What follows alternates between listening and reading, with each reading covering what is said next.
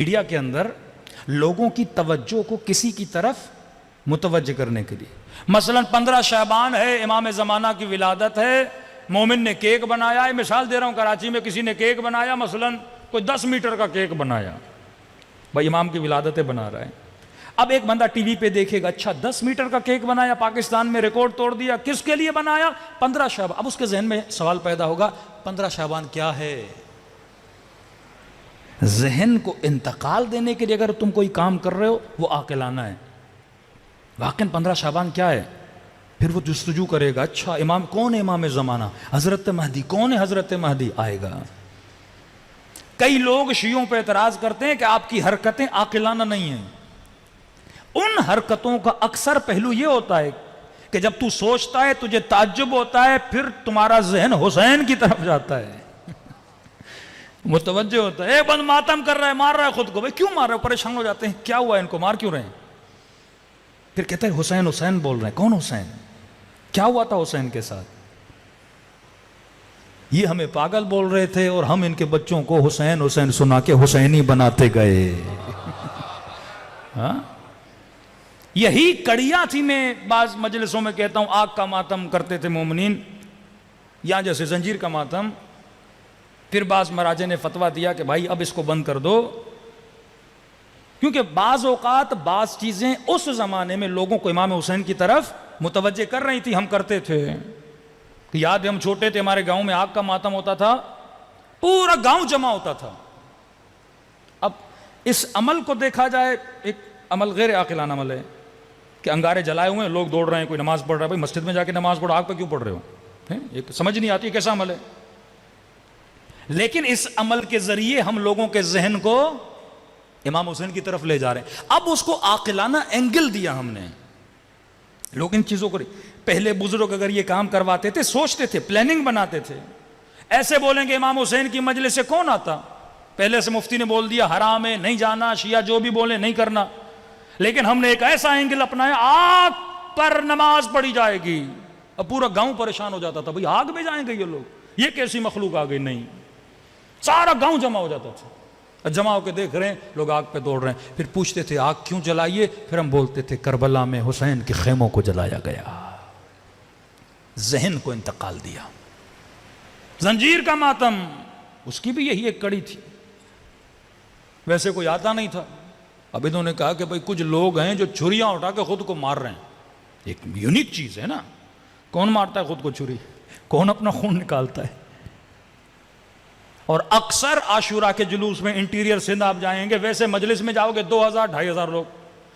شام غریبہ کی جو مجلس ہوتی ہے جس میں زنجیر زنی ہوتی ہے، کم از کم 50,000 40,000 لوگ آتے، پورا شہر سمجھتا ہے یہ پتہ نہیں گویا سارے شیعہ کھڑے ہیں، شیعہ ہوتے نہیں ہیں، شیعہ کم ہوتے ہیں، تماشائی زیادہ ہوتے ہیں۔ یہ ایک میڈیا اور مارکیٹنگ کی ٹیکنیک تھی کہ ہم لوگوں کو اہل بیت علیہ الصلوۃ والسلام کے قریب لے آئیں۔ خود امام رضا جب محرم کا چاند نظر آتا تھا بازار میں آتے تھے، امامہ اتارتے تھے، خاک سر پہ ڈالتے تھے، گریبان کو چاک کرتے تھے، سارے لوگ پریشان ہو جاتے تھے، مولا بیٹا مر گیا، کیا ہوا گھر پہ؟ کوئی کسی کا انتقال ہو گیا؟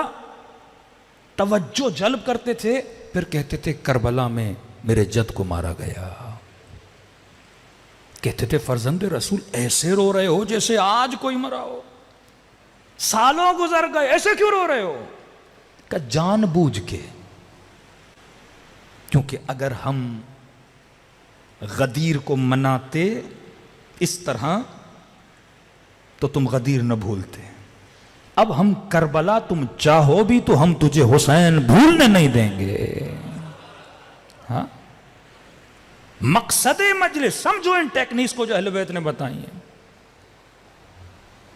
بعض بے وقوف کہتے ہیں یہ بدعت شیعہ یہ کیوں کرتے؟ بھائی ہم یہ نہ کرتے تو شیعت بڑھتی ہی نہیں۔ چھوٹی سی چھوٹی کمپنی ہے، وہ اپنی پبلسٹی کے لیے کیا کچھ نہیں کرتی، بل بورڈز لگا دیتی ہے، بڑے ایکٹر سے آ کے اپنی پبلسٹی کرتی ہے۔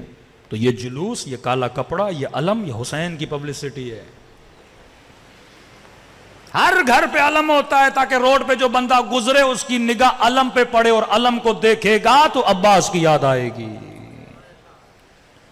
کالا لباس پہنو تاکہ روڈوں پہ چلو اور لوگوں کو کیا یاد آئے؟ قوم یاد آئے، شیعہ یاد آئے. ہر چیز کے پیچھے ایک ہدف ہے، ایک عقلانی ریزن ہے. یہ مکتب عقل ہے.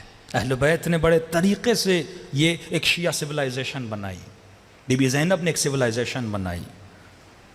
وہ سیدہ زینب واقع کربلا سے پہلے آپ ایک حدیث، ایک روایت دکھائیے کہ بی بی زینب نے کبھی کسی نامحرم سے بات کی.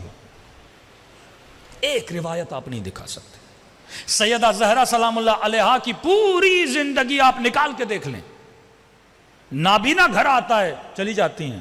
بیٹی نہیں دیکھ رہا، بابا وہ نہیں دیکھ رہا، میں تو دیکھ رہی ہوں. نہیں ملتا. لیکن حق کی بات آتی ہے، خلیفے کی مسجد میں چلی جاتی ہیں، بات کرتی ہیں.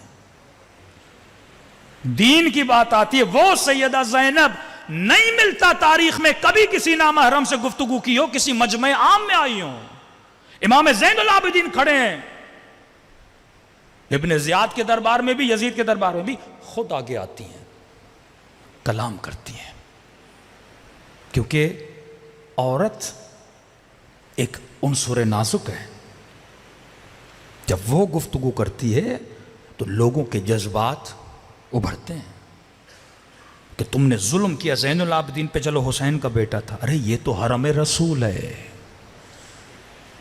کہتی تمہیں نہیں پتا ہم کون ہیں؟ یہ کس کی بیٹیاں ہیں جن کے لیے باتیں ہو رہی ہیں فلاں کو کنیزی میں لیں گے؟ کس کی بیٹیاں ہیں یہ تمہارے رسول کی بیٹیاں ہیں.